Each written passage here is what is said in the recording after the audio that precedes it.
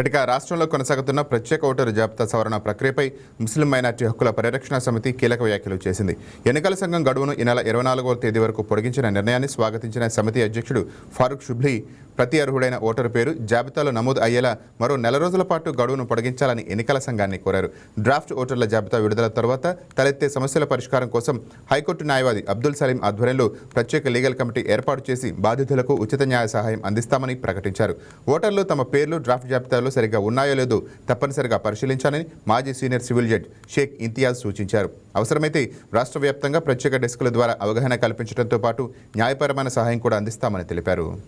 మనకి ఎన్నికల అధికారి దగ్గర నుంచి అఫీషియల్ ప్రెస్ స్టేట్మెంట్ అనేది వచ్చింది. అదేంటంటే 24th వరకు అంటే 10 రోజులు ఇంకా దీన్ని ఎక్స్టెండ్ చేయడం జరుగుతుందని చెప్పేసి అందరికన్నా ముందు ఆ రాష్ట్ర ప్రభుత్వానికి అదేవిధంగా ఎన్నికల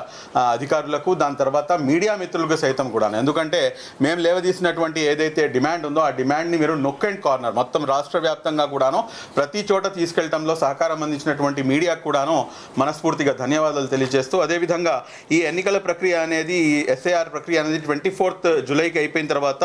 డ్రాఫ్ట్ పబ్లికేషన్ వచ్చేసి 31st జూలైన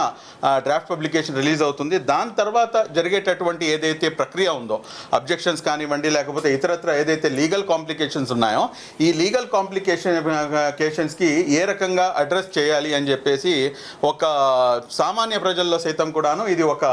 $1 మిలియన్ క్వశ్చన్గా ఉంది. కాబట్టి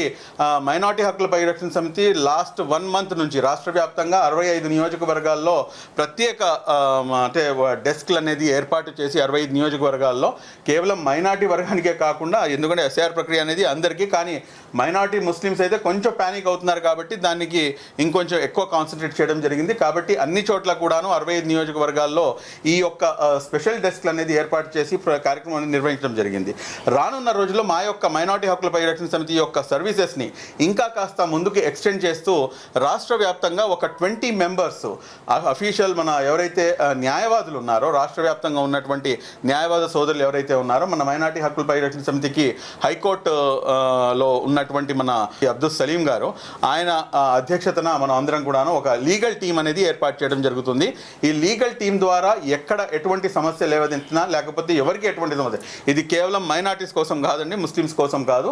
ఎవరికి ఇబ్బంది వచ్చినా కానీ ఎవరి ఓటుకి ఎక్కడైనా కానీ ఏమైనా ఇబ్బంది వస్తే కనుక ఖచ్చితంగా